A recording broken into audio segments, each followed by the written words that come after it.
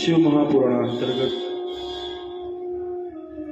बहुत ही सुंदर प्रसंग को श्रवण किया था, जिसमें हम सभी लोगों ने जाना था कि भगवान ने कामदेव को दग्ध करने के बाद उस कामदेव को जो है भगवान ने सभी के हृदय में विद्यमान कर दिया। और वो जो भगवान शिव जी के नेत्र से क्रोधाग्नि पैदा हुई थी, उसका नाम दिया गया वडवानल, और उसे समुद्र में घोड़े के रूप में स्थापित किया। कल पुनः नारद जी ने पूछा था अपने पितामह ब्रह्मा से, हे पितामह ब्रह्मा, मुझे आप यह बताओ कि जब भगवान ने कामदेव को जलाया था, भगवान शिव जी अंतर्ध्यान हो गए वहां से जलाने के बाद, फिर गिरिजा नंदिनी का क्या हुआ? वो कहाँ गई, किसकी शरण में गई, उनका क्या हुआ? मुझे विस्तार पूर्वक बताओ। ब्रह्मा जी कहते हैं, जिस वक्त भगवान शिव ने कामदेव को जलाकर के नष्ट किया था, तो एक भयानक शब्द उत्पन्न हुआ था। वह शब्द जो था, उसने संपूर्ण त्रैलोक को गुंजायमान कर दिया। वह शब्द इतना भयानक था, पूरा आकाश से गूंज गया था। और वह शब्द जो था हिमालय को भी सुनाई पड़ा, हिमवान को भी सुनाई पड़ा, वहां जितने लोग थे सबको सुनाई पड़ा। क्योंकि सीधी सी बात है, जब पूरा त्रिलोक उससे गूंज गया तो इस सबके कानों में आवाज गई होगी कि आवाज आखिर आई कहां से। उन्हें ऐसा प्रतीत हुआ हिमालय को, जहां पार्वती गई हुई है भगवान शिव के पास में, कि शब्द वहीं से आया है, हो ना हो कुछ ना कुछ जरूर हुआ। तब तक सामने क्या देखते हैं हिमालय कि पुत्री पार्वती जो है रोती हुई आ रही हैं। तो हिमालय तुरंत भाग करके आगे गए और अपने दोनों हाथों से अपने पुत्री के आंसू पोंछे और कहा, बेटी बताओ क्या बात है, रो नहीं, डरो मत, तुम बहुत डरी हुई लग रही हो, बहुत रो रही हो, क्या बात है, मत रो, मत डरो। इस प्रकार से सांत्वना देने लगे और पूछने लगे, क्या बात है, क्या बात है। गोद में उठा लिया, उठा करके घर लेकर के आए हिमालय और पूछा। तो पार्वती ने सारा वृत्तांत जी को आते हुए सुनाया, पिता ऐसा ऐसा हो गया है, और भगवान शिव भी अदृश्य हो गए हैं, लेकिन मैं उनके बिना नहीं रह पाऊंगी, भगवान शिव के बिना। भगवान शिव तो वहां से अदृश्य हो जाने के बाद पार्वती हमेशा भगवान शिव का ही चिंतन करती थी। उठते बैठते सोते जागते खाते पीते, लेकिन उन्हें कहीं भी सुख नहीं मिलता था। उन्हें कोई भी वस्तु संसार की प्रिय ही नहीं लगती थी भगवान शिव के सिवा। जो भी चीज देखती थी वो अच्छी नहीं लगती थी, हमेशा भगवान का ही चिंतन करती रहती थी। कई बार उनकी सखियों ने समझाया कि पार्वती तू ऐसा मत कर, देख तूने अपना क्या हाल बना रखा है, तेरा क्या होगा।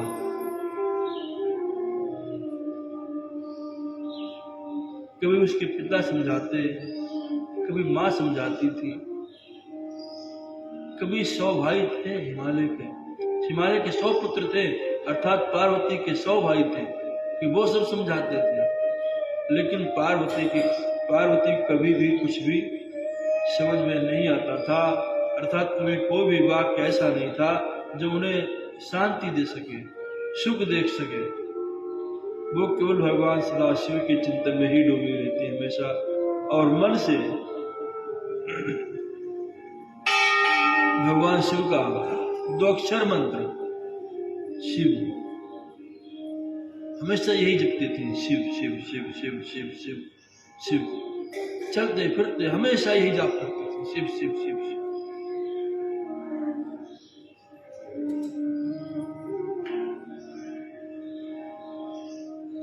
ब्रह्मा जी कहते हैं, बेटा नारद, एक बार की बात है, तुम अचानक हिमालय के घर पहुंच गए। जब तुम हिमालय के घर पहुंचे तो हिमालय तुम्हारा पुनः बहुत बड़ा स्वागत किया, तुम्हें बैठने के लिए आसन दिया, बाद अर्घ आचमनी के द्वारा तुम्हारा उत्तम पूजन किया, नाश्ता पानी कराया, और उसके बाद उन्होंने कहा हिमालय में, गुरुदेव आप अच्छा हुए आ गए। भगवान शिव जी जो यहाँ पर तपस्या करने के लिए आए हुए थे, वो तो यहाँ से अदृश्य हो गए हैं, न जाने कहां पर चले गए। और हमारी पुत्री उनका पूजन करने के लिए जाती थी नित्य, वो इस वक्त भगवान शिव के पूजन से वंचित हो गई। लेकिन हमारी पुत्री का बहुत बुरा हाल है, उनके विरह में बहुत बुरा हाल है, और हमेशा उन्हीं को याद करती रहती है।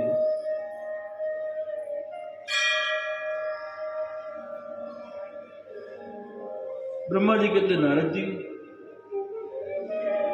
तुमने उनको कहा हिमालय के, देखो भगवान शिव स्वतंत्र सत्ता है।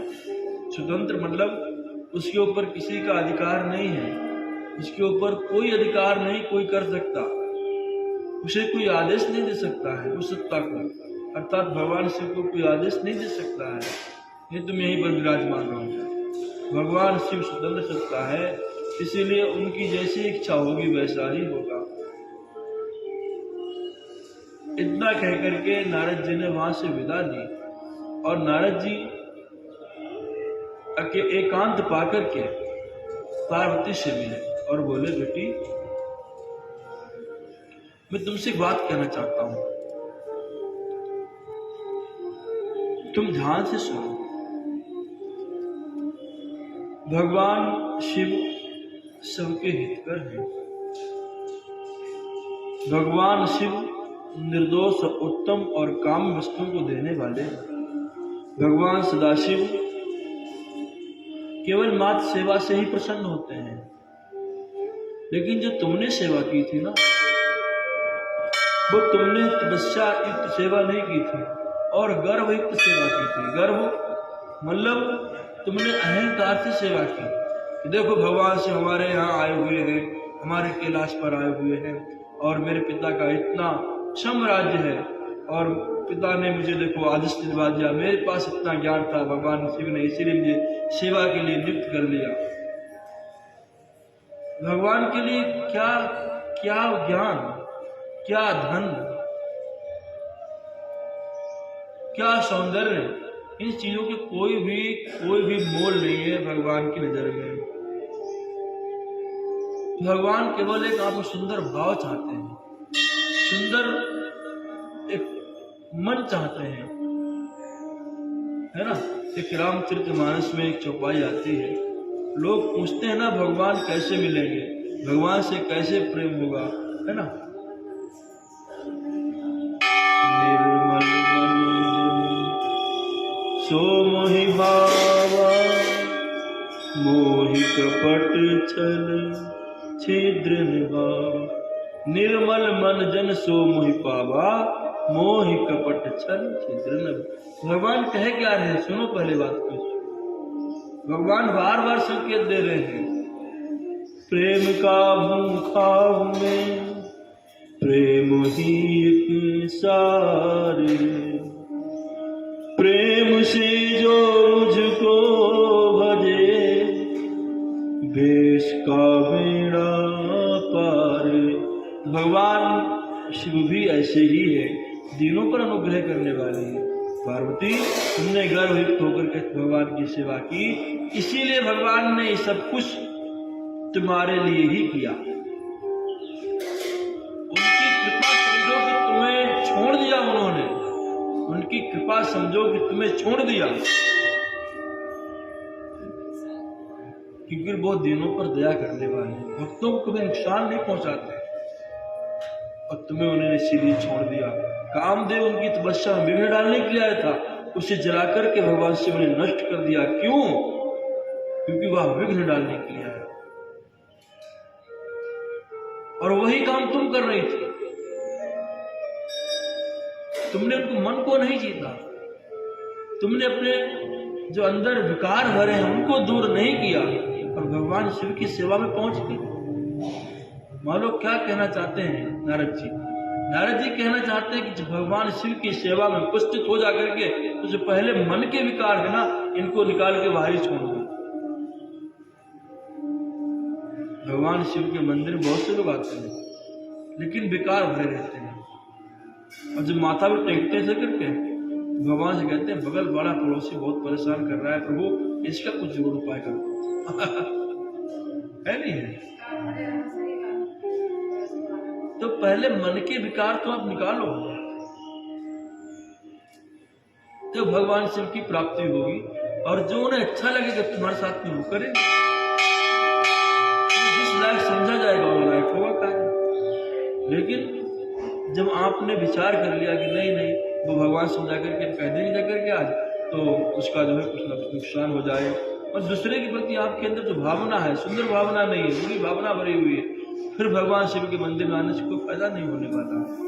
तो वही नारद जी कहना चाहते हैं कि देवी, तुमने अपने विकारों को अंदर से निकाला नहीं था, और तुम्हारे अंदर गर्व था, तुम्हारे अंदर ये था कि अहंकार था कि नहीं नहीं ये तो मेरे पिता के साम्राज्य है, और भगवान शिव यहाँ तपस्या करने के लिए आए हुए हैं, अरे वो तो उनकी बात को मानेंगे, इसीलिए भगवान शिव ने सब कुछ लीला की हमारे सामने।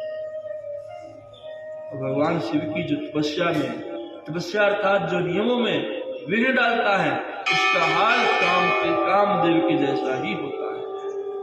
मतलब भगवान शिव के जो नियम बनाए हुए हैं, उन नियमों में कोई विघ्न डालता है तो फिर वैसा ही हाल होता है। अब तुम एक काम करो, बस 1 मिनट और लेंगे आपको, बस अब देवी तुम एक काम करो, भगवान की तपस्या। ये बात माता पार्वती को अर्थात गिरिजा कुमारी को बड़ी पसंद आई, और पूछा, प्रभु तपस्या करें तो कैसे करें? मुझे कोई ऐसा मंत्र प्रदान करो जिससे भगवान का मैं तपस्या कर सकूं, भगवान शीघ्र प्रसन्न हो जाए। तो उन्होंने भगवान शिव का पंचाक्षर मंत्र दिया। कौन सा पंचाक्षर मंत्र? कौन सा है? नमः शिवाय। नमः शिवाय। कितने अक्षर है इसमें? 5। ये मंत्र दिया और कहा, इस मंत्र का विधि पूर्वक तुम जाप करो। भगवान सदाशिव इस मंत्र की बड़ी महिमा बताई। यह मंत्र ऐसा मंत्र है, ये भगवान शिव को अत्यंत ही प्रिय मंत्र है। इस मंत्र का जाप करने वाले के पास में भगवान सदाशिव आसपास ही रहते हैं, हमेशा उसकी रक्षा करते हैं, उसके ऊपर कृपा करते हैं। उसे जिस वस्तु की आवश्यकता होती है, जो उसके लिए ठीक होती है, भगवान उस वस्तु की व्यवस्था करते हैं। और यह मंत्र ऐसा है, संसार में भोग और अंत में मोक्ष देने वाला है, तथा शिव की प्राप्ति कराने वाला मंत्र है।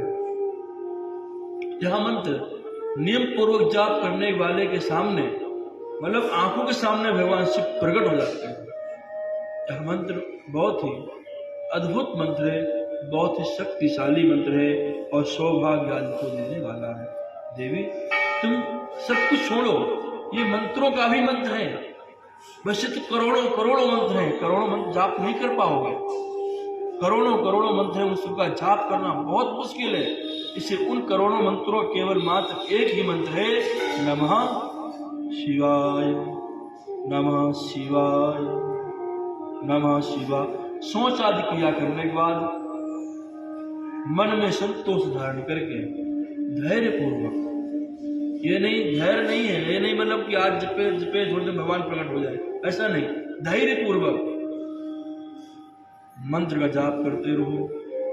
यह मंत्र जपा सिद्धि जप करते करते मंत्र सिद्ध हो जाएगा। भगवान शिव सदा सामने आपसे प्रकट हो जाएंगे। देवी यह मंत्र मनोवांछित फल देने वाला है। इसका फल का वर्णन नहीं कर सकता हूँ, कितना महान मंत्र है। इस मंत्र जैसा कोई मंत्र नहीं है। केवल अब आप समझिए, पहले एक मंत्र जाप करने से करोड़ों मंत्रों का जाप अपने आप हो जाएगा। आपको अलग अलग जाप करने की आवश्यकता नहीं है कि आप नमः शिवाय में जप लो, थोड़ी देर, फिर थोड़ी देर आपने गायत्री मंत्र जाप कर लिया, फिर थोड़ी देर आपने राम जी का कोई मंत्र ले लिया, फिर थोड़ी देर लक्ष्मी जी का मंत्र जाप। ये सब करने की कोई आवश्यकता नहीं है। केवल एक ही मंत्र है, ये सारे देवताओं का मंत्र है। इससे सब देवता तुम्हारे सामने समक्ष हो जाएंगे। इस सब देवताओं का, सब मंत्रों का मंत्र है। केवल नमः शिवाय, कुछ नहीं करना है आपको, केवल मंत्र जाप करना है। इस मंत्र को ध्यानपूर्वक, धैर्यपूर्वक, एकाग्रता से 100 आदमियों का पालन करते हुए करना चाहिए। देवी तुम्हारी मनोकामना पूरी होगी। माता पार्वती बड़ा प्रसन्न हो गई, बारंबार उनको प्रणाम करने लगी और नारद जी ने विदा ली। शंकर भगवान की जय।